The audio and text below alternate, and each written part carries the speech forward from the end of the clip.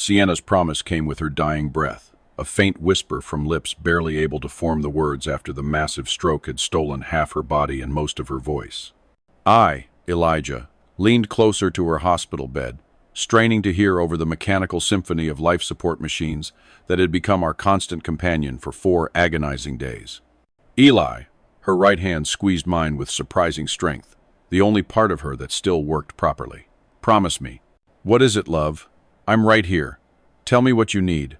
Her eyes, those sharp amber eyes that had looked at me with ambition and love for 20 years, were wide, with something that looked almost like terror. Never. Go to Cypress Hollow. I frowned, confused. Cypress Hollow was the old farm property she'd bought in Arkansas 32 years ago, right after Channing was born. 600 acres of speculative purchase and forest that she'd always called an investment that never panned out. In all our years together, she'd never taken me there, always saying it was too rundown, not worth the drive from Memphis. Sienna, why would I go there? You always said it was just empty land. Promise. Her grip tightened, and I saw tears forming in her eyes. Forget it exists. The desperation in her voice frightened me more than the stroke itself. In 2 decades of marriage, I'd never seen the corporate executive look scared. She'd built her legal career from nothing, weathered economic downturns, and had buried our daughter Channing 19 years ago with a stoic strength that had carried us both through the darkest period of our lives. I promise, I whispered, brushing her dark hair back from her forehead. I promise I'll never go to Cypress Hollow. She closed her eyes then, and some of the tension left her face. Love you. Always loved you. I love you too, Sienna. More than anything. She died at 3:17 a.m. Slipping away so quietly I almost didn't realize it, until the machines started their urgent beeping, and the nurses rushed in to confirm what I already knew in my heart. 8 months later, I was still trying to understand what had frightened her so much about a piece of property in the Arkansas wilderness. I'd spent those months doing what widowers do, sorting through a lifetime of memories, deciding what to keep and what to let go. Sienna's power suits went to a women's charity, her collection of vintage watches to her brother Marcus, her golf clubs to the neighbor who'd admired her swing for years. But questions about Cypress Hollow lingered like smoke that wouldn't clear. The property taxes came automatically from our bank account. $847 every 6 months for land I'd never seen and apparently never would. I'd found the deed in Sienna's legal filing cabinet, along with insurance papers, for a house I didn't know existed and maintenance receipts for work I'd never authorized. Just let it go, Eli, I told myself every time curiosity got the better of me. You made a promise. The phone call came on a Tuesday morning while I was boxing up the last of Sienna's business papers, trying to decide what her accountant might need and what could finally be thrown away. The caller ID showed an Arkansas area code I didn't recognize. Mr. Hayes, this is Sheriff Amelia Vance from Cross County, Arkansas. I need you to come to the Cypress Hollow property immediately. The words hit me like a physical blow. I sat down heavily in my old desk chair, my heart suddenly racing. Sheriff, my wife made me promise never to go there. She's been dead 8 months, but I gave her my word. There was a long pause filled with the kind of uncomfortable silence that precedes bad news. Mr. Hayes, I'm afraid I have to insist. We found something at the property that requires your immediate attention. Something involving your family. What kind of something? Sir, this isn't a conversation I can have over the phone, but Mr. Hayes, there's someone here who's been living on your property, someone who knows you, and he's in serious medical distress. My mind raced through possibilities, none of them making sense. Living there, Sheriff? That property has been empty for 30 years. Sienna always said it was just abandoned farmland. Mr. Hayes, I need you to drive down here today if possible. The address is 75D Old Cypress Road, about 3 miles south of Wynn. And sir, yes, you might want to bring some identification and any property documents you have. This situation is complicated. After I hung up, I sat in the quiet of our Memphis apartment, staring at the phone and trying to process what I just heard. Someone was living at Cypress Hollow. Someone who knew me. Sienna had been paying those property taxes and insurance premiums for 32 years, but she'd never mentioned tenants or caretakers. I drove to Arkansas in a daze, following GPS directions through increasingly rural countryside until I turned onto a dirt road that wound through dense stands of cypress trees draped with Spanish moss. The closer I got to the coordinates the sheriff had given me, the more convinced I became that there had been some mistake. but when I rounded the final curve, I saw them. 3 sheriff's department vehicles, an ambulance, and what appeared to be a well-maintained farmhouse, with smoke rising from the chimney. Sheriff Vance met me as I got out of my car, her expression grim. She was a tall woman in her 42s, with kind eyes, and the practical demeanor of someone who dealt with rural emergencies daily. Mr. Hayes, thank you for coming. I know this is confusing, but we need you to identify someone for us. Sheriff, I've never been here before in my life. Sienna never brought me to this property. Sir, that may be so, but the man inside knows your name. He's been asking for you specifically. She led me toward the house, which I now realized was in much better condition than Sienna had ever described. Fresh paint, a well-tended garden, lace curtains in the windows. This wasn't abandoned property. This was someone's home. On the front porch, wrapped in a blanket and being attended to by paramedics, sat an elderly man with thinning silver hair and startlingly blue eyes. He looked to be in his late 82s, fragile but alert. When he saw me approaching, his face crumpled with an emotion I couldn't identify. Eli, he said, his voice barely above a whisper. You came. I stopped dead in my tracks. I'm sorry, but I don't know who you are. The man smiled then, a sad, tired expression that seemed to carry decades of pain. No, you wouldn't know me, but I know you. Sienna told me all about you. Said you were the strongest man she'd ever met, that you nearly died trying to have our child. The blood drained from my face. Who are you? He looked down at his hands, trembling despite the blanket. My name is Cyrus Dufresne. I've been living in this house for 32 years. Sienna, she took care of me, took care of us. How? She brought me here after. He paused, studying my face with an intensity that made me uncomfortable. Eli, I'm the man who fathered your daughter, Channing. The world tilted sideways. I felt Sheriff Vance's hand on my elbow, steadying me as my legs threatened to give out. That's impossible. I was Channing's father. I was there. I held her. Cyrus's eyes filled with tears. You held her, yes. You raised her, loved her, were her father in every way that mattered. But Eli, his voice broke.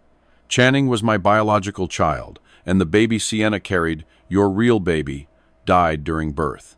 Sienna switched the babies. Your child was born dead, and mine was born healthy. She couldn't bear to tell you, so she made an arrangement with me. Sheriff Vance cleared her throat. Mr. Hayes, we're going to need to investigate these claims. There may be legal implications, but I barely heard her. I was staring at this stranger who claimed to be Channing's biological father, thinking about my daughter who died in a car accident at 19, wondering how many other lies my wife had told me during our 20 years together. If this is true, I whispered, then who was I? What was my life? Cyrus reached out as if to touch my hand, then pulled back. You were Channing's father, Eli, the only father she ever knew. That part was real. But as I sat on the porch of a house I'd never seen before, talking to a man whose existence had been hidden from me for 3 decades, I realized that nothing about my life was what I'd thought it was. Sienna had kept more than one promise from me, and some secrets, I was beginning to understand, were worth dying to protect. The ride to the hospital felt like traveling through someone else's nightmare. I followed the ambulance in my car, my hands gripping the steering wheel so tightly that my knuckles had gone white, while Sheriff Vance's words echoed in my head like a broken record. Mr. Hayes, we need to get him medical attention for the hip fracture, but then we'll need statements from both of you. This situation, if what he's claiming is true, there could be criminal charges involved even after all this time. Criminal charges. The phrase bounced around my skull as I watched the ambulance navigate the winding Arkansas roads toward the county hospital. What kind of criminal charges applied to switching babies 32 years after the fact? What kind of justice existed for a crime that had given me the greatest joy of my life, raising Channing while simultaneously robbing me of the greatest loss, mourning my own biological child? At the hospital, I paced the waiting room while doctors examined Cyrus's hip fracture and ran tests to assess his overall health. Sheriff Vance had given me space to process what I'd learned, but I could see her watching me with the careful attention of someone trying to determine if I was a victim or a potential accomplice. Mr. Hayes, a young doctor in scrubs, approached me, his expression professionally neutral. I'm Dr. Akins. Mr. Dufresne is stable. The hip fracture will require surgery, but given his age and overall health, the prognosis is good. How is his overall health? For 89, he's remarkably well maintained. Good nutrition, regular medical care, all his medications up to date. Someone has been taking very good care of him for many years. Sienna, even from the grave, evidence of her secret life, kept revealing itself in ways that made my head spin. Doctor, can I see him? He's asked to speak with you, actually. But Mr. Hayes, he's quite frail, and this situation seems emotionally charged. Please try to keep the conversation calm. I followed him down a corridor that smelled of disinfectant and floor wax, past rooms filled with people facing their own medical crisis. None of them probably wrestling with the discovery that their entire marriage had been built on a lie. Cyrus was awake, propped up in bed with his leg immobilized, in a contraption that looked medieval but probably cost more than my car. His silver hair had been brushed back from his face, revealing features that were delicate despite his age. And his eyes, those startling blue eyes, watched me with an intensity that made me feel exposed. "You came," he said again, as if my presence was somehow miraculous. I don't really understand what choice I had. I sat in the visitor's chair, maintaining distance while trying to process the surreal nature of our situation. "Cyrus, I need you to explain something to me. If what you're saying is true, if Channing was your biological daughter, why didn't you ever try to see her? In 32 years, you never attempted contact." Cyrus's face crumpled with what looked like genuine anguish.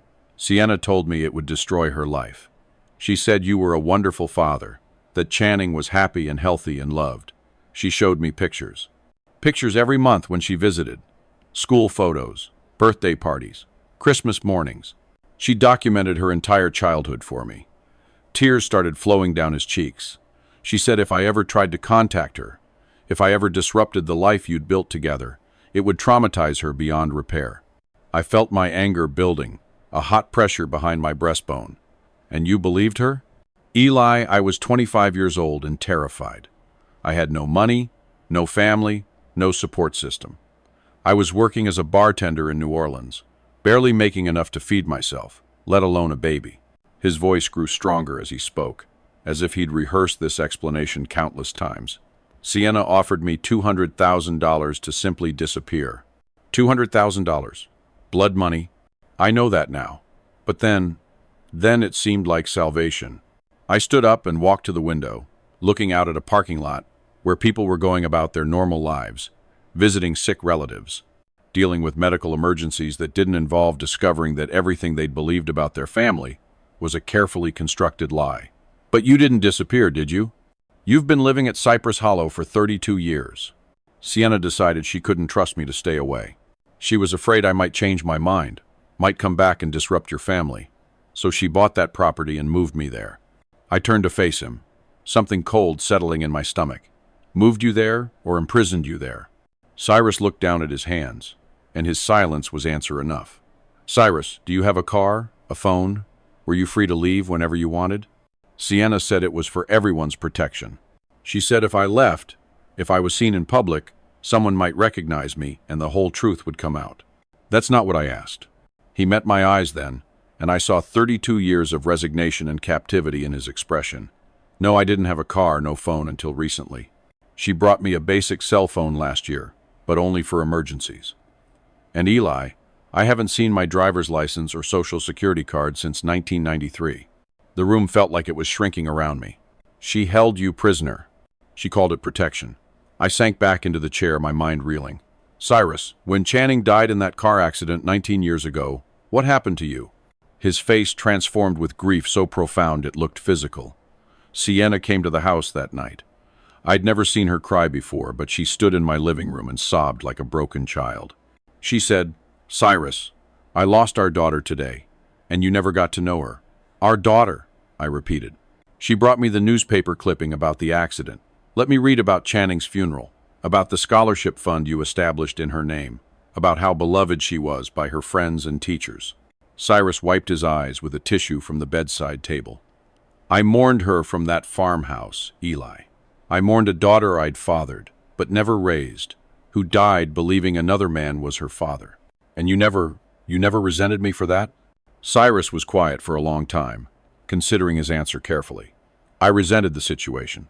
I resented Sienna for creating it. But Eli, how could I resent you? You loved Channing with everything you had. You were the father she deserved, the father I could never have been at 25. I thought about Channing's childhood, about the camping trips and basketball games and homework help, and teenage drama that had filled our house with life and love.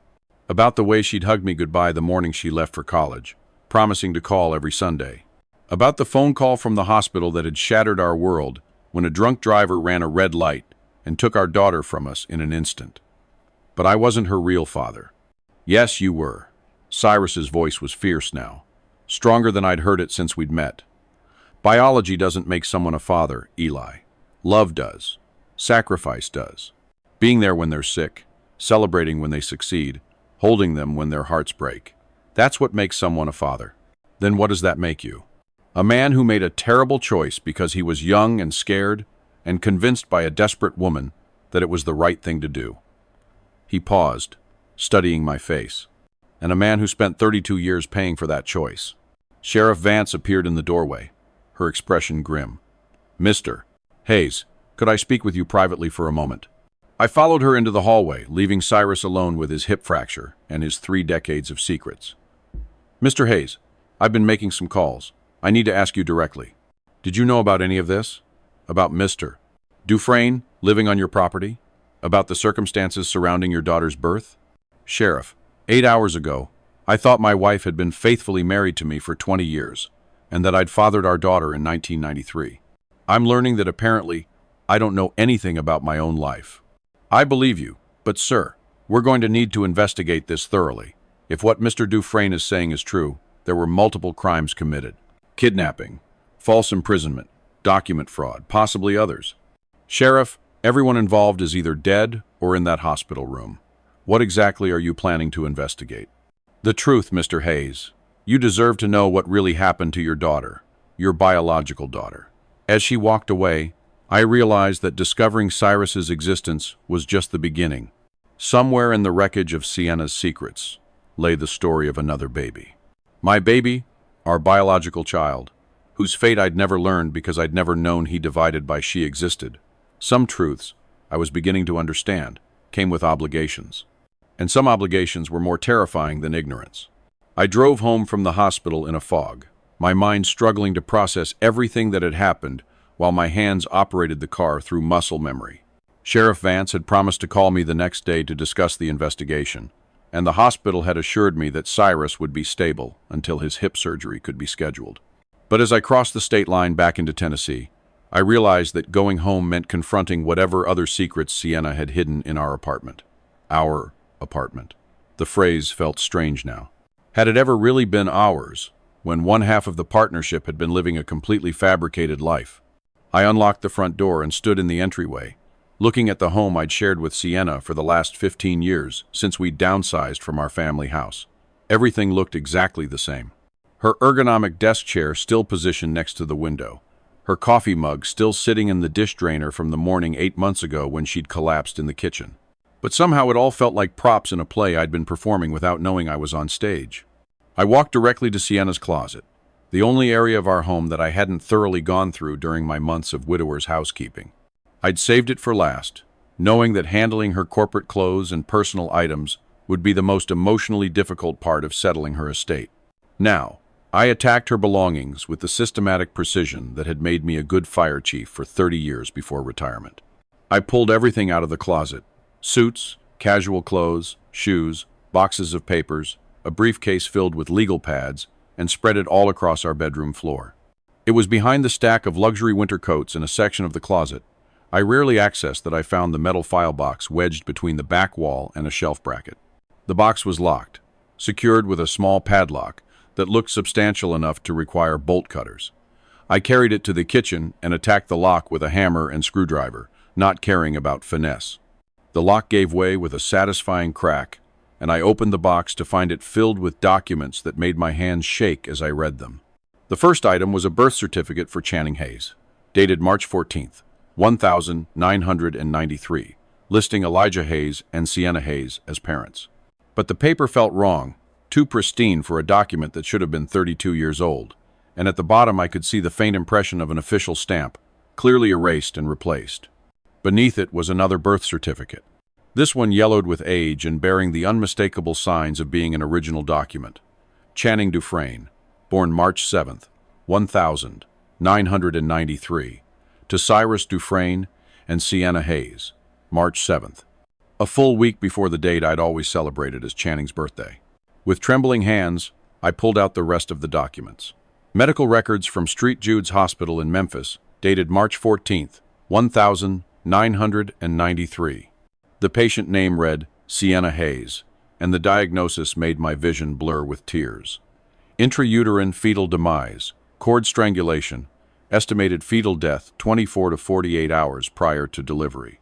Patient experienced severe postpartum hemorrhage, requiring emergency transfusion. Patient unconscious for 72 hours, following delivery.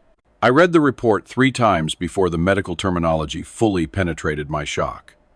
Our baby had died in Sienna's womb, probably 2 days before she went into labor. The strangulation had occurred so late in pregnancy that I hadn't noticed the lack of movement, or if I had, I'd attributed it to normal late pregnancy changes. And Sienna had nearly died, delivering him divided by her. Beneath the medical records were handwritten notebooks, dozens of them, filled with Sienna's careful looping script. I opened the first one, dated March 1993, brought Cyrus to Cypress Hollow today. He cried when I showed him the property, said it looked like a prison. I told him it was temporary, that once the adoption paperwork was finalized and Eli recovered fully, he could leave with his money and start over somewhere else. But I know I can't let him go. He could destroy everything.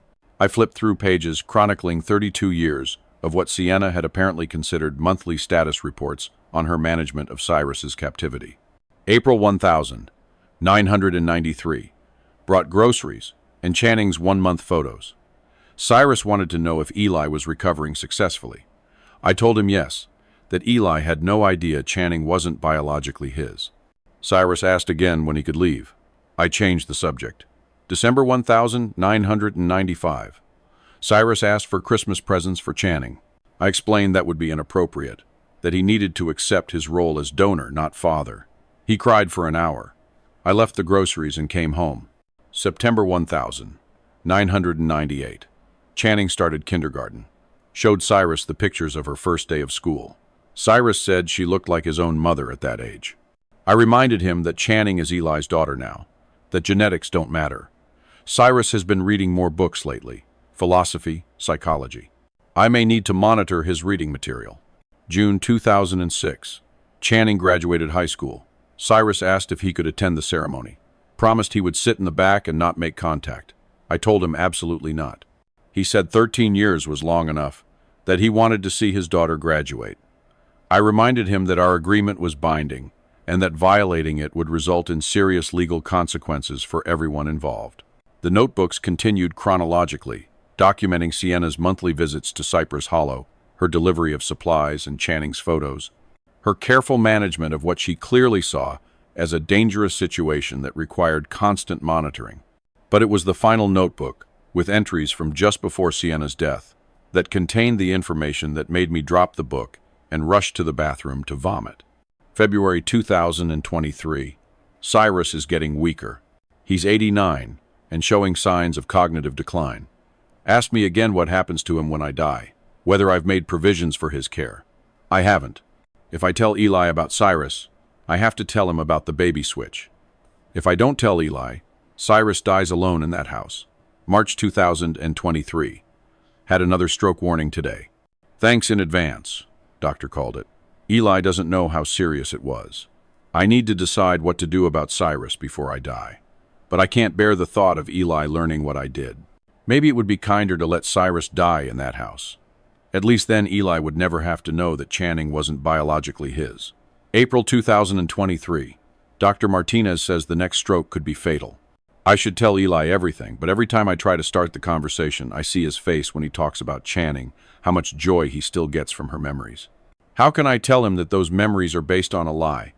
How can I tell him that his real child died and I never even told him so he could grieve?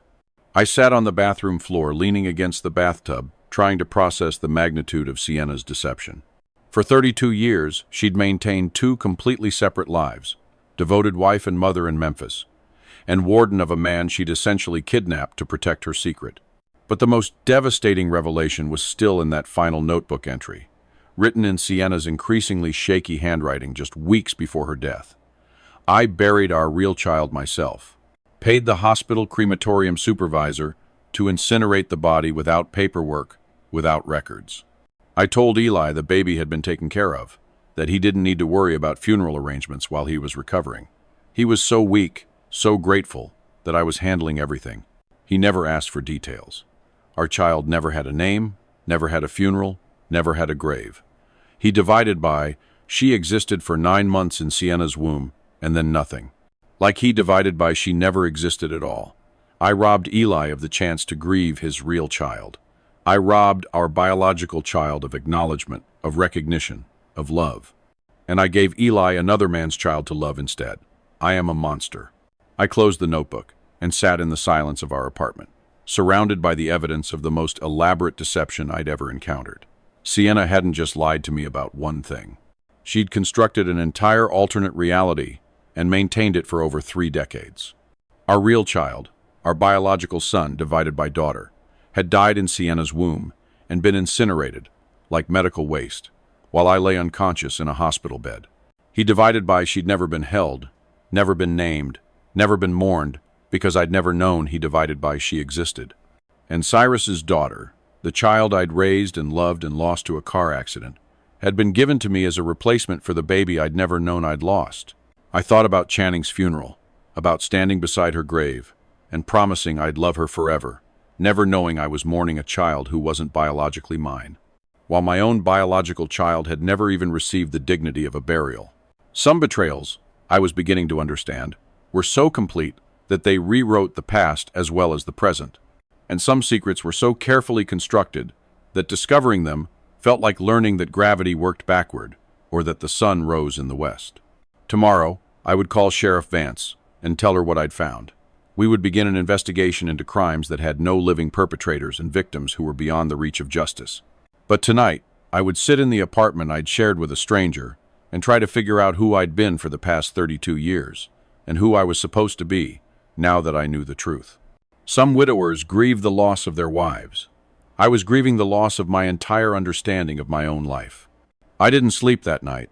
Instead, I sat at Sienna's desk with the notebook spread before me, reading 32 years of carefully documented deception by the light of her old banker's lamp.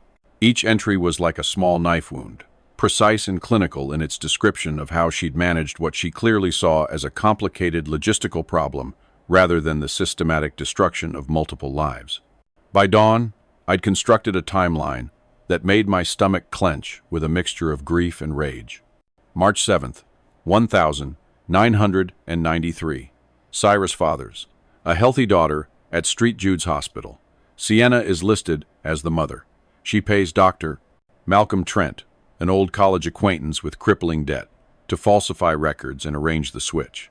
March 14th, 1993.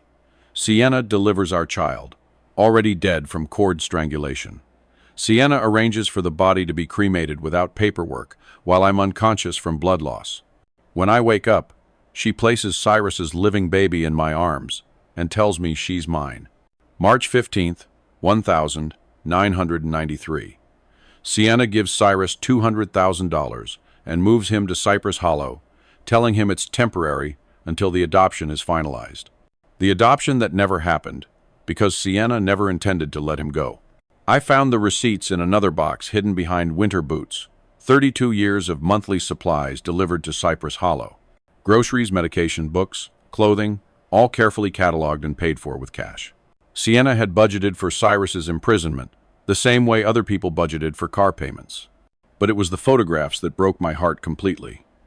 Hundreds of them, organized chronologically in photo albums that Sienna had apparently shared with Cyrus during his monthly visits. Channing as a baby, learning to walk, first day of kindergarten, piano recital, softball games, high school graduation, college acceptance letter. An entire childhood documented for a man who'd been forced to watch his daughter's life from a distance while imprisoned on a farm in Arkansas. At the bottom of the last photo album, I found something that made my hands shake. A letter addressed to me in Cyrus's careful handwriting, dated just 1 month before Sienna's death. Dear Ellie, you don't know me, but I know everything about you. Sienna has told me about your kindness, your strength, your dedication to our daughter. Yes, our daughter. Because while I fathered Channing, you raised her, loved her, shaped her into the remarkable young woman she became before that terrible accident. I'm writing this letter knowing you may never read it, knowing that Sienna will probably destroy it rather than face the consequences of what she did to both of us. But I need you to know that I don't hate you. How could I hate the man who gave my daughter everything I couldn't provide? I was 25 and broken when Channing was born. I had no money, no family, no ability to care for a child properly. Sienna convinced me that giving her to you was the right choice, that you would love her in ways I never could. And she was right about that. But Eli, what she didn't tell you, what she couldn't bear to tell you, was that your own son divided by daughter died that same week, your real biological child. She switched them, without your knowledge, letting you believe you were raising your own child when you were actually loving mine. I've spent 32 years in this house watching my daughter grow up through photographs while you raised her with the love and stability she deserved. It's been torture and blessing combined, knowing she was safe and happy, but being unable to hold her, to tell her I loved her, to be part of her life in any way. Sienna tells me that you still grieve Channing's death every day, that losing her nearly destroyed you. I grieve her too, Eli, every single day. I grieve the daughter I fathered but never knew, the young woman who died believing another man was her father. If you're reading this, Sienna is probably dead, and you've discovered her secret. I hope you can find it in your heart not to hate me for my part in this deception. I was young and scared and convinced that I was doing the right thing for everyone involved. I don't expect forgiveness. I don't expect anything from you, but I wanted you to know that every day for 32 years, I've been grateful that Channing had you as her father. You gave her everything I couldn't. You loved her the way every child deserves to be loved. Your biological child, the one who died. Sienna never told you about him divided by her. Never let you grieve him divided by her properly. That's another crime she committed against you, another loss she stole from you by her silence. If we ever meet, I want you to know that I consider you Channing's real father. Biology doesn't make someone a parent. Love does. Sacrifice does. Being there when it matters does. And you did all of that for my daughter when I couldn't. Thank you for raising her. Thank you for loving her. Thank you for being the father I wish I could have been. With respect and gratitude, Cyrus Dufresne, P.S. There's something else you should know. In the house at Cypress Hollow, in the bedroom closet, there's a box containing every letter I ever wrote to Channing, but never sent. 32 years of birthday wishes, graduation congratulations, Christmas cards, and just letters telling her about my day, about what I was reading, about how proud I was of her accomplishments. Sienna never let me send them, but I kept writing them anyway. If anything happens to me, I want Channing to know that she was loved by the man who fathered her, even if she never knew I existed. I set the letter down and stared at the wall, trying to process the depth of suffering that Sienna's choices had caused. She hadn't just deceived me. She'd created a prison for Cyrus, where he'd spent 3 decades loving a daughter from a distance, writing letters he couldn't send, watching a life he couldn't participate in. My phone rang, interrupting my thoughts. Sheriff Vance's name appeared on the caller ID. Mr. Hayes, I hope you're doing all right after yesterday. I know this has been a shock. Sheriff, I found some things. Documents, notebooks, records. Sienna documented everything. What kind of everything? The baby switch, the payments to the doctor, 32 years of maintaining Cyrus at Cypress Hollow. It's all here in writing. A long pause. Mr. Hayes, I need you to preserve all of that evidence. Don't touch anything else until we can get there to collect it properly. Sheriff, there's something else. My real child. My biological child. Sienna had him divided by her, cremated without telling me. He divided by. She never had a funeral. Never had a grave. I never even knew he divided by she existed to grieve him, divided by her. Jesus. Mr. Hayes, I'm sorry. I can't imagine what you're going through. I need to go back to Cypress Hollow. There are things there. Letters Cyrus wrote to Channing. Things I need to see. Mr. Hayes, that's an active crime scene now. I can't let you contaminate potential evidence. It's my property, Sheriff. And more importantly, it's where a man spent 32 years imprisoned because my wife was too cowardly to tell me the truth. I understand your feelings, but no, you don't understand. You can't possibly understand. I looked around the apartment that suddenly felt like another prison, another carefully constructed lie. Sheriff, that man in the hospital is the only person alive who shared Channing with me. He's the only one who knows what it feels like to love a daughter we both lost. I need to see how he lived, what Sienna did to him. Mr. Hayes, I'll make you a deal. Let me meet you there this afternoon. We'll go through the house together, properly document everything for the investigation. But I need to be there to make sure we handle this correctly. After I hung up, I sat in the quiet apartment, thinking about two children. The one I'd raised and loved and buried, and the one I'd carried and lost, without ever knowing he divided by she'd existed. Channing, who'd lived 19 years believing I was her biological father, never knowing that her real father was writing her letters from a prison in Arkansas. And my unnamed child, who died in Sienna's womb and been incinerated like medical waste while I lay unconscious, unaware that I was supposed to be grieving. Sienna had robbed us all. Me of the chance to mourn my real child, Cyrus of the chance to raise his, and Channing of the chance to know the truth about her origins. But as I prepared to drive back to Cypress Hollow, I realized that the dead couldn't be helped by justice or truth or belated recognition. The living, however, still had choices to make, and Cyrus Dufresne had paid enough for Sienna's crimes. It was time to decide what kind of justice was possible when the perpetrator was dead, and the victims were still trying to figure out who they'd been before they learned the truth. The drive back to Cypress Hollow felt different in daylight, less mysterious and more tragic. I could see the care that had gone into maintaining the property. Fresh gravel on the driveway, well-tended gardens, a mailbox painted in cheerful yellow that looked recently refreshed. This wasn't neglect or abandonment. This was someone making the best of an impossible situation, creating beauty in a prison. Sheriff Vance was waiting for me when I arrived, along with a younger deputy and a man in a state forensics jacket who was photographing everything with methodical precision. Mr. Hayes, this is Deputy Martinez and Investigator Susan Wells from the Arkansas State Police. They're going to help us document everything properly. I nodded, but my attention was focused on the house itself. Up close, I could see details that had escaped my notice during yesterday's crisis. Wind chimes hanging from the porch eaves, herb gardens planted in neat rows beside the kitchen windows, bird feeders positioned to be visible from inside the house. Cyrus made this place a home, I said, more to myself than to the others. Sir? Deputy Martinez looked confused. Nothing. It's just. I expected it to look more like a prison. Sheriff Vance studied my face carefully.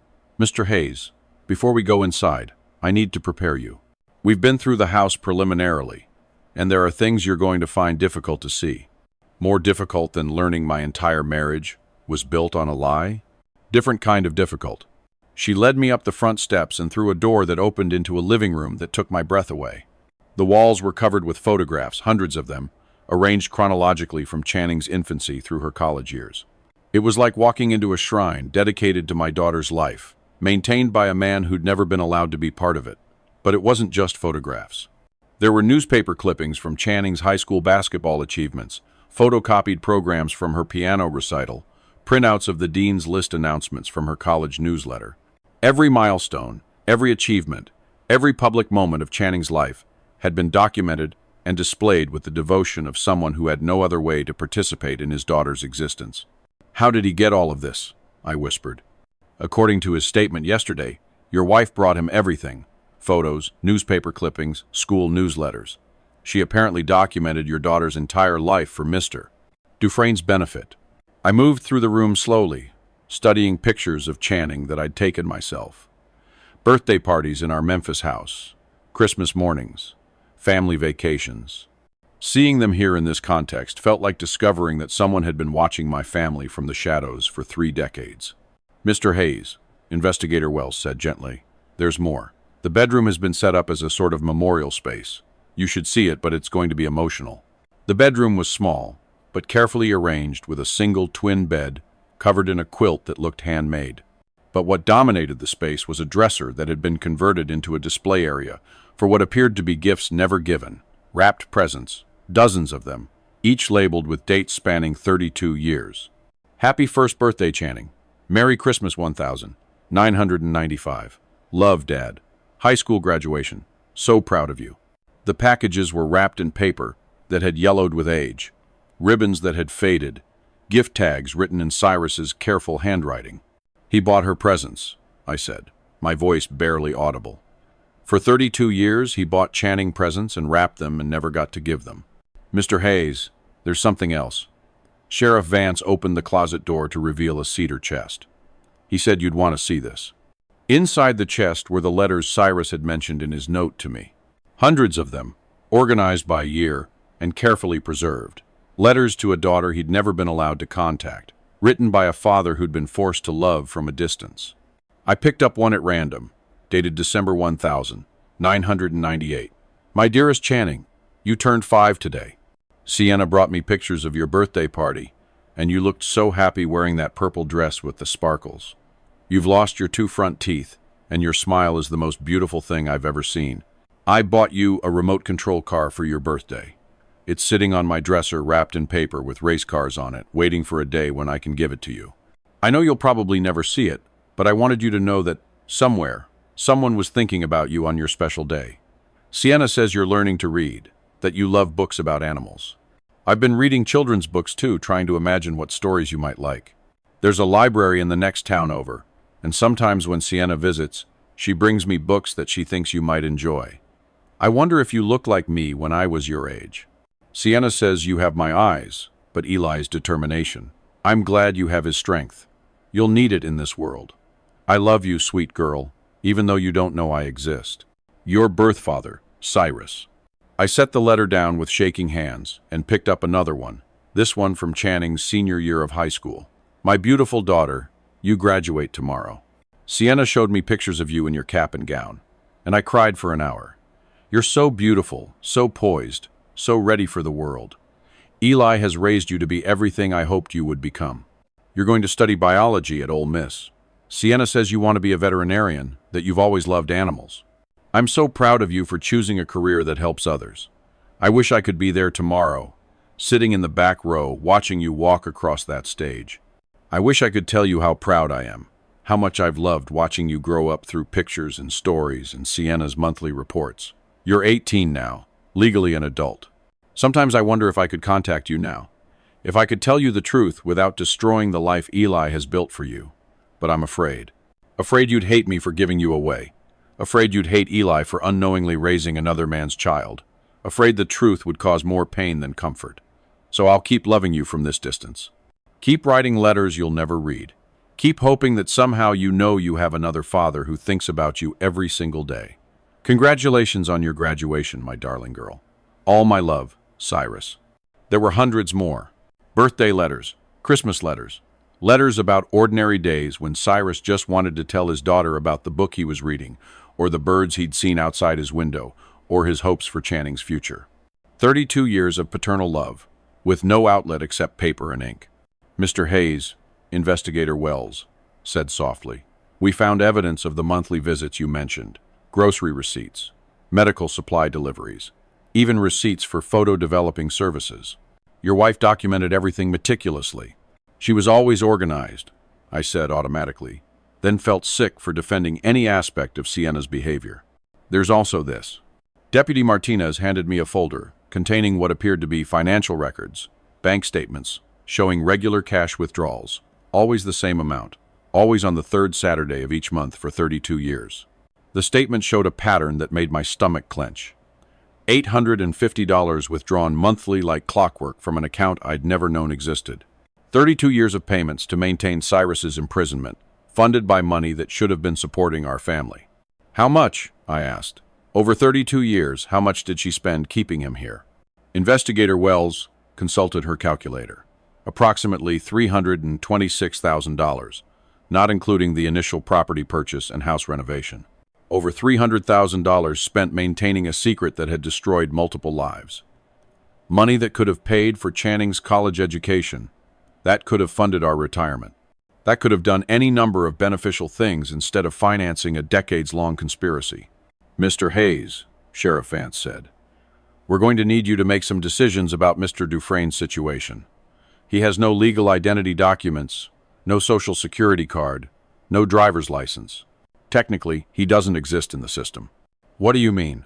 Your wife apparently confiscated his identification documents in 1993 and never returned them. He's been a non-person for 32 years. No credit history, no medical records in his own name, no way to prove his identity or access services. I looked around the bedroom that had served as Cyrus's entire world for 3 decades. The wrapped presents never given, the letters never sent, the photographs of a daughter he'd loved but never known. "What happens to him now?" I asked. "That depends on you, Mr. Hayes. You own this property. You inherited responsibility for Mr. Dufresne's situation, along with everything else your wife left behind." I thought about Cyrus lying in the hospital bed, 89 years old and broken-hipped, with no family except the daughter who died believing someone else was her father. No resources except whatever charity I might choose to provide. "Sheriff, I need to ask you something. If we pursue criminal charges posthumously, if we investigate this as kidnapping and fraud and all the other crimes Sienna committed, what happens to Cyrus?" He'd be a victim, not a perpetrator. But the investigation would be very public, very invasive. His entire life would become evidence in a criminal case. I looked at the letters scattered around me, thinking about a man who'd already paid for Sienna's crimes with 32 years of his life. And if we don't pursue charges, then Mr. Dufresne remains your responsibility. And this whole situation disappears into whatever privacy you choose to give it. Some justice, I was learning, came with choices that had no good answers. But some responsibilities were inherited along with property, whether you wanted them or not. And some prisons required someone to hold the keys, even after the person who'd built them was dead. I spent 3 hours in that house, moving through rooms that told the story of a life suspended in time. The kitchen contained cookbooks with recipes carefully marked Channing's favorites, based on information Sienna had shared during her monthly visits. The bathroom medicine cabinet held medications for conditions I recognized. Arthritis, high blood pressure, depression prescriptions, filled under assumed names at pharmacies Sienna must have driven to in different towns. But it was the small bedroom that had apparently served as Cyrus's office that revealed the full scope of what Sienna had stolen from both of us. The walls were covered with calendars, spanning 32 years, each date marking something significant in Channing's life that Cyrus had commemorated from his prison. First steps, first words, first day of school, basketball games, piano recital, graduation, college acceptance. Even the date of the car accident that had killed the daughter he'd never been allowed to know. May 15th, 2008. Channing's accident was written in red ink on the calendar from that year, surrounded by black marker, as if Cyrus had been observing some kind of private mourning ritual. "Mr. Hayes," Investigator Wells said, finding me staring at the calendars, "we've documented everything we need for our reports. The question now is what you want to do going forward." I looked around the room one more time, taking in the evidence of 32 years of paternal love that had no outlet except secret documentation and private grief. "I want to see Cyrus. I need to talk to him before I make any decisions." The drive back to the hospital gave me time to process what I'd learned. Sienna hadn't just switched babies and imprisoned Cyrus. She'd created an elaborate system to torture him with proximity to the daughter he could never claim. Every photo she'd shared, every update about Channing's life, every birthday and Christmas that passed without contact, had been a deliberate reminder of what Cyrus had lost by agreeing to her bargain. But she'd tortured me, too, in ways I was only beginning to understand. Every time I'd mourned my inability to have more children after Channing, every time I'd wondered why my body had been so difficult during that pregnancy, every time I'd felt guilty for not being able to give Sienna a larger family, all of that suffering had been based on a lie. I hadn't failed to conceive again because of medical problems from Channing's birth. I'd failed to conceive because Sienna knew the truth about what had happened during that delivery, and she'd been too guilty to risk going through it again. Cyrus was awake when I arrived at his room, staring out the window at the parking lot with the expression of someone who'd spent decades looking at things he couldn't reach. "How was the house?" he asked as I settled into the visitor's chair. "Like a museum dedicated to a daughter, you were never allowed to love properly." He nodded, tears forming in his eyes. "I tried to make it a home, but it was always a tomb, a place to keep memories of a life I couldn't participate in." "Cyrus, I need to ask you something directly. In 32 years, did you ever try to leave? Did you ever attempt to contact authorities or get help?" He was quiet for a long time, considering his answer carefully. 3 times, once in 1997, once in 2003, and once in 2010. "What happened?" "The first time I walked to the main road and tried to flag down a car. Sienna had told the neighbors, the few who lived within miles, that I was her mentally ill uncle who sometimes wandered off and became confused. When the state trooper brought me back to the house, Sienna explained that I'd had an episode and needed to take my medication. And you didn't tell the trooper the truth? I tried to. I said I was being held against my will, that I had a daughter who didn't know I existed. But Cyrus looked at me with something that might have been pity. I had no identification, no proof of who I was, no way to substantiate any of my claims. And Sienna had documentation showing I was her dependent relative with a history of psychiatric problems. She forged that documentation. Of course she did. Sienna thought of everything. Cyrus adjusted his position in the hospital bed, wincing as the movement aggravated his hip injury. The second time I tried to leave in 2003, I made it to the library in the next town over. I was going to use their computer to research how to contact Channing directly, but Sienna tracked me down within hours. How? She'd been monitoring my reading habits, knew I was learning about internet research and social media. She'd prepared for the possibility that I might try to use technology to reach Channing. When I didn't show up for her monthly visit, and she found the house empty, she called the library and described me to the staff. Small towns, Eli. Everyone knows everyone else's business. What about 2010? Cyrus's expression grew darker. That was after Channing died. I'd been grieving for 2 years, writing letters to a daughter who was already in the ground, and I couldn't bear it anymore. I took everything, all the letters I'd written, all the presents I'd bought, all the documentation of the 32 years I'd spent, loving her from a distance. I was going to drive to Memphis and leave it all on her grave. But you didn't have a car. I stole Sienna's Lexus when she was in the house. Drove it 18 miles toward the interstate before I realized I didn't know where Channing was buried. Didn't even know her married name, or whether she'd been cremated or interred. Cyrus wiped tears from his eyes. I sat in that Lexus on the side of Highway 40 holding a box of letters to a dead daughter I'd never known, and realized I had nowhere to go with my grief. So, you went back. Sienna was waiting for me. She didn't say a word, just took the car keys and drove me home. But after that, she started bringing me antidepressants, along with the groceries. Said I needed to accept my situation and stop trying to disrupt the natural order of things. I thought about the timeline of Channing's death and Cyrus's attempted escape, about 2 fathers grieving the same daughter in isolation from each other, while the woman responsible for their suffering managed their pain like a corporate. Problem requiring efficient solutions. Cyrus, why didn't you hate me all those years, knowing I was raising your daughter while you were imprisoned for fathering her? How did you not resent me? He smiled sadly. Because hating you would have meant hating Channing's happiness. Every photo Sienna showed me proved that you were a wonderful father, that she was thriving in ways she never would have with me at 25. How could I resent you for giving my daughter everything I couldn't provide? But you could have provided it, if Sienna hadn't. No, Eli, I couldn't. Cyrus's voice was firm now, stronger than I'd heard it since we'd met. I was a mess in 1993. Depressed, broke, working minimum wage jobs, and barely feeding myself. Sienna didn't just steal Channing from me. She stole her from a life of poverty and instability and gave her to a father who could love her properly. That wasn't her choice to make. No, it wasn't. But it was the right choice for Channing, even if she made it for the wrong reasons. Cyrus reached for my hand, his fingers warm and surprisingly strong. Eli, I've had 32 years to think about this. Sienna was a monster who destroyed our lives to protect her secret, but you were an angel who loved my daughter with everything you had. I squeezed his hand, feeling the weight of shared grief and mutual recognition. What do you want now, Cyrus? What would justice look like for you? I want to die knowing that Channing was loved. That's all I've ever wanted. He paused, studying my face. And I want you to stop carrying guilt for something you didn't know about. You were as much Sienna's victim as I was, but I got to raise her. I got 32 years of being her father, and I got 32 years of loving her from a distance, which was more than I deserved after selling her for money. Cyrus's grip on my hand tightened. Eli, we both lost children to Sienna's lies.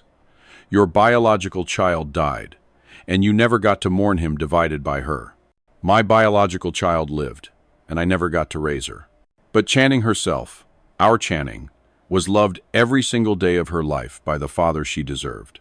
I sat in that hospital room holding hands with the man whose existence had shattered my understanding of my own life, and realized that some forms of justice couldn't be achieved through legal proceedings or criminal investigations. Some wounds were too old and too deep to heal through punishment. But some healing was still possible through recognition, through acknowledgement, through the simple act of two fathers honoring the daughter they'd both loved in their own ways. Cyrus, I have a proposal for you. I'm listening. I'm going to sell the farm.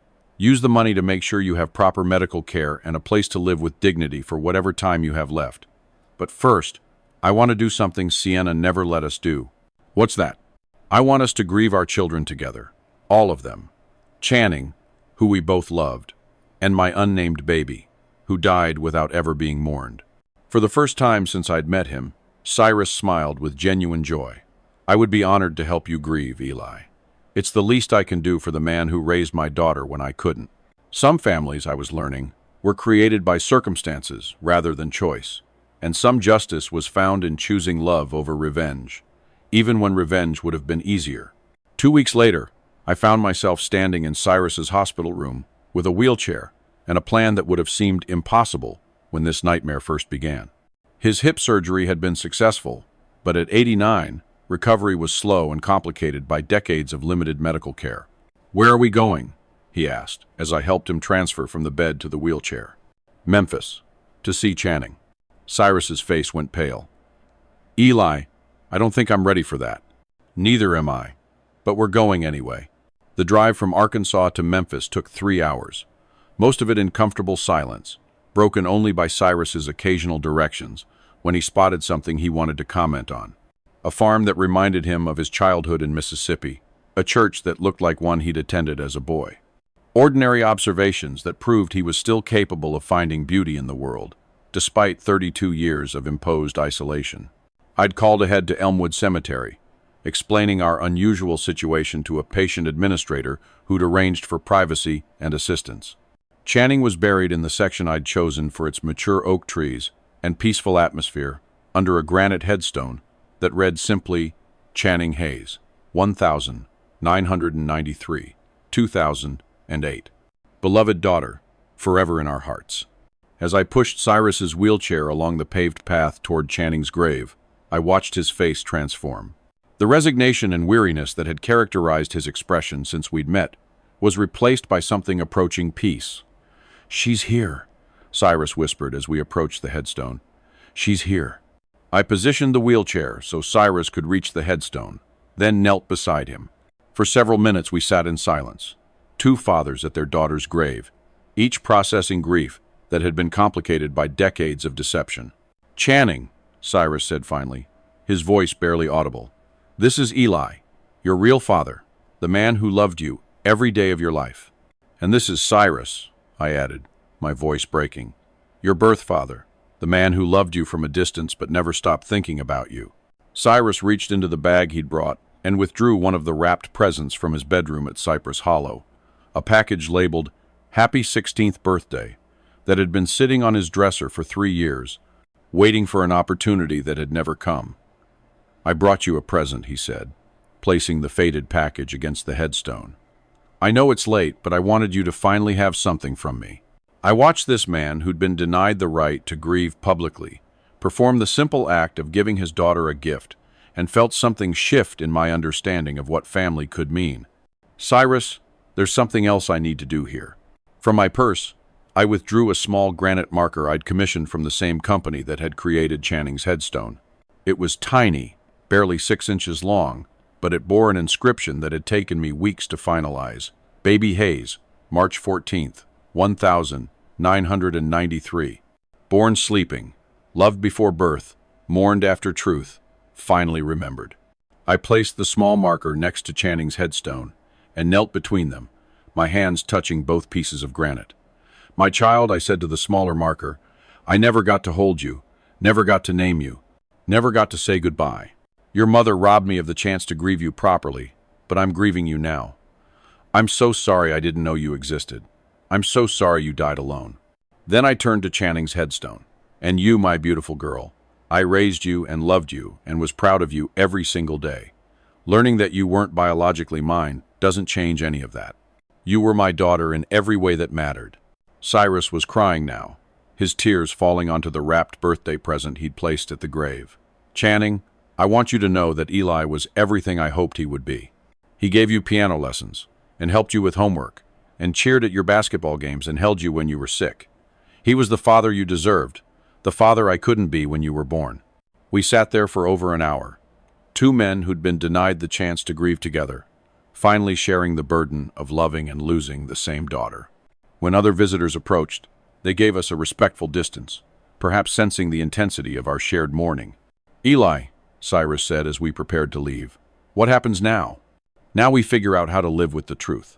Together." Together. I thought about the decision I'd been wrestling with since discovering Cyrus's existence, about the choice between justice and mercy, between punishment and healing. I've been thinking about what Sienna owed you for 32 years of imprisonment, what she owed me for 32 years of lies, what she owed our children for the chances she stole from all of us. And she owed us the opportunity to know each other, to share our love for Channing, to grieve together instead of separately. I looked back at the grave where my two children rested, one in body, one in memory, both finally acknowledged. "Cyrus, I'm selling Cypress Hollow, but I'm not abandoning you. I want you to come to Memphis. I want us to take care of each other. Eli, you don't owe me anything." "Yes, I do. I owe you the chance to tell me stories about Channing's birth, about what she was like as a newborn before Sienna took her away from you. I owe you the chance to read the letters you wrote to her. I owe you the chance to be part of her memory in the way you were never allowed to be part of her life." Cyrus was quiet for a long time, processing this unexpected offer of connection rather than separation. "What would that look like?" "I don't know yet, but I know that pushing you away won't bring back the children we lost, or undo the lies Sienna told. And Cyrus, you're the only other person alive who understands what it means to love Channing Hayes." "Even though I gave her away?" "Because you gave her to someone who could love her properly. Because you spent 32 years grieving a child you were never allowed to claim. Because you wrote her letters she never received and bought her presents she never opened and celebrated her achievements from a distance." I reached over and took Cyrus's hand, feeling the strange comfort of touching someone who shared my deepest loss. Sienna stole our chances to be a family in any normal sense. But she couldn't steal the love we both had for Channing. And maybe if we're brave enough, we can build something new from that shared love. A family of survivors. A family of fathers who both lost the same daughter and found each other too late to save her, but not too late to honor her. As we drove away from the cemetery, I looked in the rearview mirror at the grave where both my children now rested, one in body, one finally in memory, and realized that some kinds of healing required more courage than justice. Some forgiveness wasn't about forgetting the harm that had been done, but about choosing to build something meaningful from the wreckage. And some families were created not by blood or law, but by the simple recognition that certain kinds of love were too valuable to waste on hatred, even when hatred would have been justified. Sienna had created a prison for Cyrus and a lie for me, but she hadn't been able to destroy our capacity to choose love over revenge, connection over isolation, shared healing over separate suffering. That choice, I was beginning to understand, was the only justice that mattered. It was also the only inheritance worth passing on. The real estate agent assured me that Cypress Hollow would sell quickly. 600 acres of Arkansas farmland with a well-maintained house and good road access were increasingly rare. The asking price of $420,000 would more than cover Cyrus's medical care and housing for whatever years he had left. But cleaning out the house proved more emotionally complex than I'd anticipated. I'd arranged for Cyrus to stay in a rehabilitation facility in Memphis while his hip healed, giving us both time to process what our new relationship might look like. But before I could close that chapter of his life, I needed to go through 32 years of accumulated memories and decide what was worth preserving. The wrapped presents came home with me, dozens of them, birthday and Christmas gifts that Cyrus had bought for Channing over the years, never knowing if he'd ever have the opportunity to give them. I unwrapped them carefully in my Memphis apartment, a remote control car from when Channing was 5, books about marine biology from her teenage years when Sienna had reported her interest in becoming a veterinarian, even a college graduation gift that Cyrus had purchased months before Channing's death.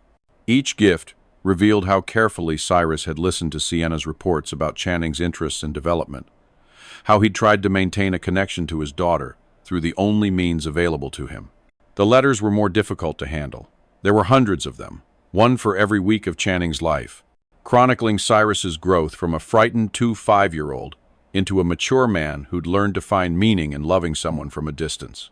I read them in chronological order, watching Cyrus's handwriting evolve, his insights deepen, his paternal love develop in isolation. But it was the final batch of letters, written after Channing's death, that broke my heart completely. My dearest Channing, it's been 6 months since the accident, and I still write to you every week because I don't know how to stop. Sienna says grief gets easier with time, but I think she's wrong. I think it just becomes more familiar. I dream about you sometimes. In my dreams, I was allowed to be your father properly. I taught you to change your oil and helped you with math homework and embarrassed you by cheering too loudly at your basketball games. In my dreams, you knew I existed and you loved me anyway. But when I wake up, I remember that my dreams are selfish. You had Eli, who was everything a father should be. You had love and stability and encouragement, and all the things I couldn't have given you when you were born. I spent 19 years loving you from a distance. Now I'll spend the rest of my life loving your memory the same way. Your invisible father, Cyrus. I set the letter down and looked around my apartment, which was now filled with evidence of a parallel paternal existence I'd never known about. Cyrus hadn't just been imprisoned at Cypress Hollow. He'd been forced to develop a complete emotional life around a daughter he could never claim, never comfort, never celebrate with directly. My phone rang, the rehabilitation facility calling to say that Cyrus was ready for discharge and asking about his placement options. I'll be there this afternoon to pick him up, I told the social worker. Mr. Hayes, we need to discuss Mr. Dufresne's ongoing care needs. He's 89, recovering from major surgery, and according to his intake paperwork, he has no family or support system. He has me. There was a pause. Are you family? It's complicated. 2 hours later, I was helping Cyrus transfer from a wheelchair into my car, his few belongings packed into a single suitcase that contained everything he owned, apart from what we'd left at Cypress Hollow. Where am I going? He asked, as I adjusted the passenger seat for his comfort. Home with me. Eli, you don't have to. Yes, I do. Not because I owe you, but because we're both too old and too tired to live alone with this much grief. I'd spent the past 3 weeks converting my spare bedroom into a space suitable for an elderly man with mobility limitations. The bed was lower, the lighting was better, and I'd installed grab bars in the adjacent bathroom. But more importantly, I'd created a space where Cyrus could display some of the photographs and mementos from his years at Cypress Hollow, a way for him to maintain connection to his memories while building new ones. Eli, Cyrus said as I gave him the tour of what would be his room. This is more kindness than I deserve. Stop saying that. You spent 32 years paying for a choice you made when you were young and scared. That's enough punishment for anyone. I helped him get settled, then made tea, and sat with him in the living room that now contained photographs from both of our relationships with Channing. My family snapshots mixed with the formal portraits that Sienna had shared with Cyrus over the years. Tell me about the day she was born, I said. Cyrus looked surprised. Your child or mine?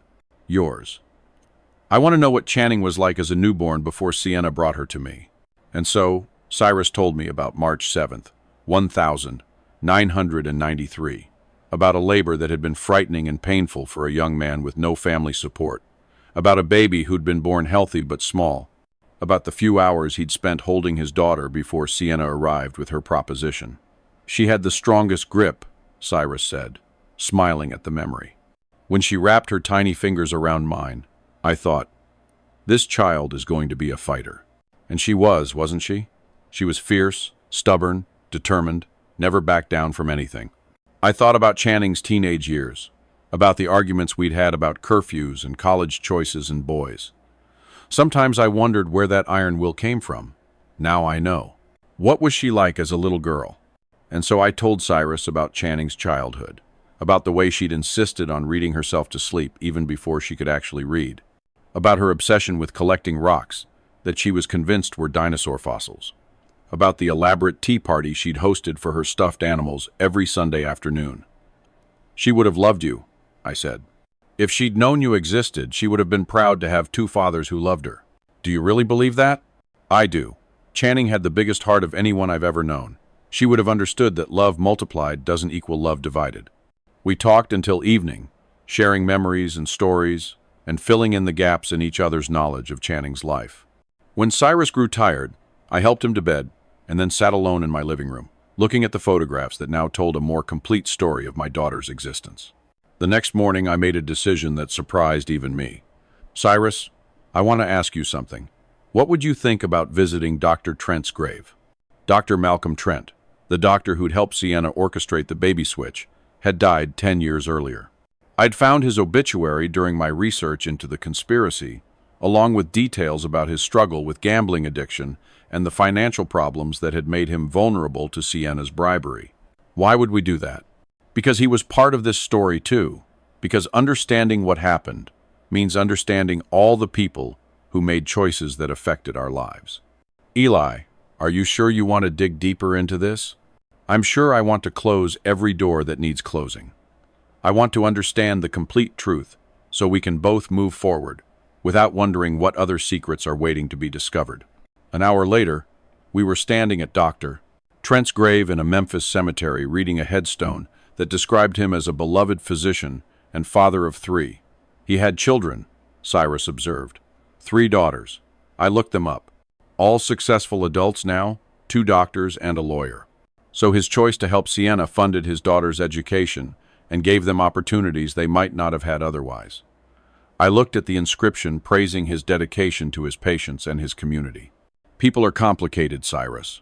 Doctor, Trent committed a terrible crime, but he also delivered hundreds of healthy babies and saved countless lives during his career. Does that excuse what he did? No, but it explains why Sienna was able to convince him to do it. Desperate people make choices they'd never make otherwise. We stood there in silence, thinking about the doctor who'd helped steal my biological child and replace him, divided by her with Cyrus's, who'd committed fraud to help a friend, but had probably justified it as helping 2 families avoid tragedy. What do you think he would say if he could see us now? Cyrus asked. I think he'd be relieved that his crime ultimately led to something good, that 2 men who should have been enemies found a way to become family instead. As we walked back to the car, Cyrus reached for my arm, not just for physical support, but for the comfort of connection. Eli, do you think Channing knows? Do you think she understands what we're trying to do? I thought about my daughter, about the young woman who'd approached life with curiosity and compassion, who'd always been drawn to healing rather than hurting. I think she'd be proud of us for choosing love over anger, for building something beautiful from the wreckage Sienna left behind.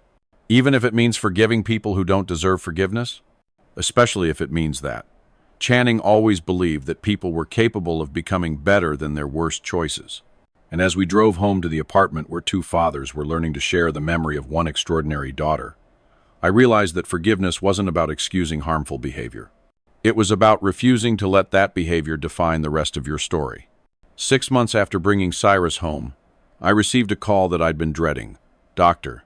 Patterson from the oncology clinic where Cyrus had been receiving treatment spoke with the gentle directness that doctors use when delivering news that can't be softened. Mr. Hayes, the latest scans show significant progression. We're looking at weeks rather than months. I thanked him and hung up, then sat in my kitchen staring at the teacups I'd set out for our afternoon ritual. Earl Grey for me, chamomile for Cyrus, with the small almond cookies he'd developed a fondness for since moving to Memphis. Cyrus was napping in his room, but when I knocked softly, he opened his eyes immediately, alert in the way that sick people learn to be. It's time, isn't it? He asked, reading my expression. Dr. Patterson says a few weeks, maybe less. He nodded, as if confirming something he'd already suspected. I'm ready, Eli. I've been ready for a long time. What do you need? What can I do? There's something I want to ask you. Something I've been thinking about since we visited Channing's grave. I sat on the edge of his bed, taking his hand in mine. In the months we'd lived together, his hands had become more fragile, the skin paper-thin and marked with the bruises that appeared easily and healed slowly. When I die, he said, would you bury me next to Channing? I know it's asking a lot, and I know some people might think it's inappropriate, but yes, I'll bury you next to Channing. You're her father too. You have every right to rest beside her. Cyrus's eyes filled with tears of relief. I was afraid you'd say it was too complicated, that people wouldn't understand. Let them not understand. We know what's right. Over the next 3 weeks, Cyrus declined rapidly but peacefully. We spent our time talking about Channing, sharing stories and memories that painted a more complete picture of our daughter's life and personality. Cyrus told me about the dreams he'd had over the years, imaginary conversations with the daughter he'd never been allowed to know. I shared the small details of Channing's childhood that Sienna had never thought to include in her monthly reports. The way she hummed while doing homework, her habit of collecting interesting buttons, her fear of thunderstorms that had lasted until she was 12. "Eli," Cyrus said one afternoon while we sat in the living room watching birds at the feeder I'd installed outside his window. "I need to tell you something about Sienna." "What about her?" "In all the years she visited me, in all the conversations we had about Channing, and about what she'd done to both of us, she never once asked for forgiveness. Not once. I considered this, thinking about my wife's final words in the hospital, her desperate request that I promise never to go to Cypress Hollow. She knew what she'd done was unforgivable. Yes, but Eli, there's something else. In her last few visits before the stroke, she started talking about you differently." "How do you mean?" "She said she'd ruined your life twice. Once when your real child died, and again when she stole your chance to grieve him divided by her. She said giving you my daughter hadn't made up for what she'd taken from you." It had just compounded the lie. Cyrus shifted in his chair, trying to find a more comfortable position as the cancer made movement increasingly difficult. "She said she'd spent 32 years watching you love Channing with everything you had. And every moment of joy you took in being her father was also a moment when you were being denied the truth about your own child." "What did you tell her?" "I told her that love doesn't lie, even when people do. That your love for Channing was real, regardless of biology. That being a father isn't about whose DNA a child carries.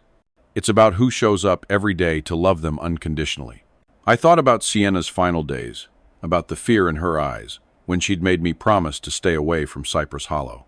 Had she been protecting her secret, or had she been protecting me from a truth she knew would destroy my understanding of my own life? "Cyrus, do you think she regretted what she did?" "I think she regretted getting caught in a lie that grew bigger than she could handle. But Eli, I don't think she regretted saving you from the grief of losing your biological child, even if the way she did it was monstrous. That doesn't excuse." "No, it doesn't excuse anything. Sienna was a coward who chose deception over truth, who imprisoned me to protect her secret, who robbed you of the chance to mourn your real child." Cyrus's voice was getting weaker, but his conviction remained strong. "But she also gave you 32 years of loving a daughter who needed you. And she gave me the peace of knowing my child was safe and cherished." "You're defending her?" "No. I'm trying to understand her. There's a difference." That evening, as I helped Cyrus prepare for bed, he asked me to bring him the small wooden box where he kept his most precious possessions, the last letter he'd written to Channing, the first photograph Sienna had ever shared of our daughter, and a silver locket that had belonged to his own mother. "I want you to have this," he said, pressing the locket into my palm. "It's not much, but it belonged to my mother and his mother before that. I always planned to give it to Channing when she was 18. Cyrus, this is too precious. Please, let it be something of mine that becomes something of yours. Let it be a way for our families to stay connected even after I'm gone." 3 days later, Cyrus died peacefully in his sleep. I found him in the morning looking serene in a way he'd rarely appeared during his waking hours. His breathing had simply stopped sometime during the night, and he'd passed without pain or fear. The funeral was small, just me, the pastor from the church we'd started attending together, and Mr. Patterson from the neighboring apartment who'd become fond of Cyrus during our evening walks when he'd still been strong enough for them. But as I watched his casket being lowered into the ground beside Channing's grave, I realized that the size of a funeral didn't determine the significance of a life. Cyrus had loved deeply and sacrificed enormously, had endured 32 years of imposed isolation with grace and dignity, had chosen forgiveness over bitterness, even when bitterness would have been justified. After the service, I stood alone between the two graves, reading the headstones that now told a more complete story. Channing Hayes, 1993, 2008, beloved daughter, forever in our hearts. Cyrus Dufresne, 1934, 2024. Father who loved from a distance, finally at peace beside his daughter, and the tiny marker I'd placed 2 years earlier. Baby Hayes, March 14th, 1993. Born sleeping, loved before birth, mourned after truth, finally remembered. Well, Channing, I said, addressing the middle gravestone, your birth father and your adoptive father are both here with you now, and somewhere your biological sibling, my real child, is finally being acknowledged and mourned. The wind picked up, rustling the oak leaves above us, and for a moment I could almost imagine it was Channing's voice telling us that love was never wasted. That family was defined by choice rather than biology. That forgiveness was possible even when forgetting wasn't. Some stories, I realized, don't have endings. They just have moments when the people involved choose to stop letting the past define their future. But they also have moments when the living can finally honor the dead honestly, without the weight of lies or the burden of secrets that serve no one except the person too cowardly to face the truth. Cyrus had found peace at last, lying beside the daughter he'd never been allowed to claim in life. And I had found something I'd never expected, the understanding that some families are created by tragedy rather than choice, but become real through the simple decision to love rather than blame, to heal rather than hurt, to build something meaningful from whatever broken pieces remain. 1 year after Cyrus's death, I returned to the cemetery with a purpose that had taken me months to fully understand. In my hands, I carried 3 items that represented the completion of a journey I'd never intended to take. A small memorial plaque, a wooden box containing Cyrus's letters to Channing, and a folder of legal documents that would ensure this story could never be repeated. The memorial plaque was made of the same granite as the headstones, small enough to sit between the 3 graves without disrupting the peaceful symmetry of their arrangement. The inscription had taken me weeks to perfect. In memory of all the fathers and children whose stories were silenced by secrets, may truth finally set them free. I placed it carefully in the center of the triangular arrangement formed by Channing's grave, Cyrus's grave, and my unnamed child's marker, creating a focal point that acknowledged not just our specific losses, but all the families destroyed by similar deceptions. The wooden box contained every letter Cyrus had written to Channing over 32 years, a complete record of paternal love expressed in isolation. I'd read them all multiple times, and each reading had taught me something new about the nature of love, sacrifice, and the different ways people survive impossible circumstances. Channing, I said, setting the box at the base of her headstone, your birth father wrote to you every week for your entire life. He never got to send these letters, but I want them to be here with you now. They're proof that you were loved by 2 fathers who both wanted the best for you, even when we couldn't coordinate our love properly. The legal documents represented the most important decision I'd made since learning the truth about my family. I donated $500,000, the proceeds from selling Cypress Hollow, plus most of my retirement savings, to establish the Channing and Cyrus Foundation for Ethical Law and Family Advocacy. The foundation would investigate cases where medical and legal professionals might be vulnerable to financial pressure that could compromise their ethical judgment. It would provide legal support for patients and families who suspected fraud or malpractice. Most importantly, it would work to prevent other Trents from making desperate choices that destroyed multiple families to solve short-term financial problems. I can't bring back the people we lost, I said, addressing all 3 graves. But I can try to prevent other families from living through what we experienced. As I arranged the documents at the memorial site, I thought about the letter I'd received the previous week from Dr. Trent's daughter, who had read about the foundation in the Memphis newspaper and wanted to contribute to its work. MrDaughter.com. Hayes, I learned about my father's involvement in your family's tragedy through your foundation's mission statement, and I want you to know how deeply sorry I am for the role he played in your suffering. I have struggled for years with the knowledge that my education was funded by money he received for participating in medical fraud. I would like to make a substantial donation to your foundation as a way of honoring the victims of my father's choices while working to prevent similar tragedies in the future. The donation sheet enclosed was for $200,000, exactly the amount Sienna had originally paid her father for his participation in the baby switch. Her letter had included a note that brought me to tears. I hope this can transform my father's worst choice into something that protects other families from similar harm. Some justice, I was learning, came full circle in ways that couldn't be planned or predicted. Cyrus, I said, turning to address his headstone. The woman whose education was funded by your suffering has chosen to honor your memory by helping prevent others from facing similar choices.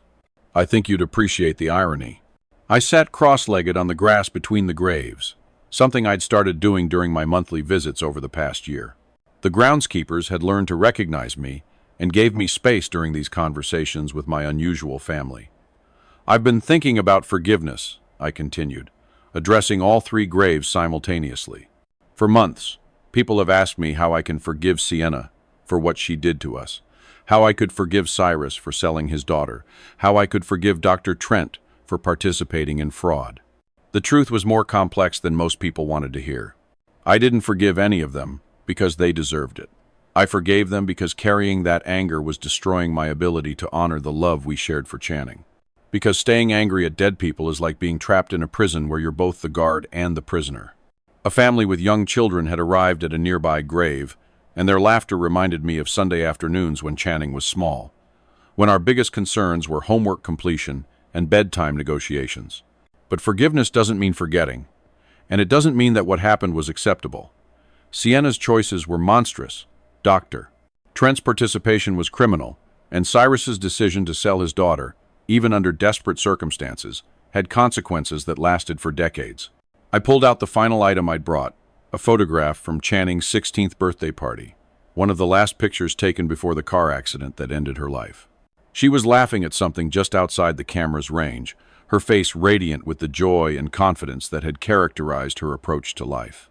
"What I've learned," I said, studying Channing's smile, "is that love doesn't require perfect people or perfect circumstances.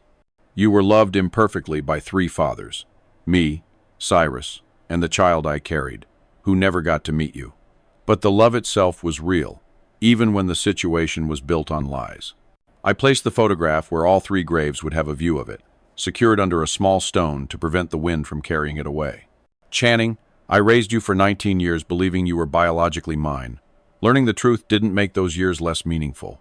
It made them more precious because I understand now how easily they could have been lost. Cyrus, you loved Channing from a distance for 32 years, never knowing if you'd made the right choice in giving her away. You did make the right choice, even if Sienna made it for the wrong reasons. Channing had a good life because you were brave enough to admit you couldn't provide one for her when she was born. And my unnamed child, my biological son, divided by daughter who died before I could know him, divided by her. You're part of this story too. Your death created the desperate circumstances that led to all the other choices. You deserved to be mourned, and now you are." The sun was beginning to set, painting the cemetery in golden light that made the granite headstones look warm and peaceful. I stood up, brushing grass stains from my clothes, and took one last look at the memorial I'd created. Tomorrow, I would return to my volunteer work with the foundation, helping other families navigate legal crises and advocacy challenges. Next week, I would attend a conference where I'd been invited to speak about legal ethics and patient rights. Next month, I would host the first annual scholarship dinner for legal students who were committed to practicing law with integrity. But tonight, I would go home to the apartment where Cyrus and I had learned to be family, where his room remained exactly as he'd left it, where his teacup still sat in the kitchen cabinet next to mine. Some losses, I'd discovered, could be transformed into purposes that outlasted the people who suffered them. Some families could be built from tragedy and sustained by choice rather than obligation. And some love was strong enough to survive lies, betrayal, death, and the passage of time. Not because it was perfect, but because it was genuine. "Love doesn't live in the blood," I said, addressing the three graves one final time. "It lives in the choice to stay when everything falls apart, and in the courage to honor even the pain that was stolen from us." As I walked away from the cemetery, I carried with me the weight of 3 generations of men and women who had loved imperfectly but completely, who had made choices that hurt and choices that healed, who had learned that family could be defined by loss as much as by joy. Some promises, I realized, were worth breaking when keeping them meant choosing secrets over truth. Some inheritances included not just property or money, but the responsibility to ensure that suffering could be transformed into service, that pain could become purpose, and that the worst choices people made didn't have to define the legacy they left behind. Sienna had kept her promise to the grave, protecting her secret until her dying breath. But I had chosen to break mine, and in doing so, had discovered that some truths were worth the price of shattering everything you thought you knew about your own life.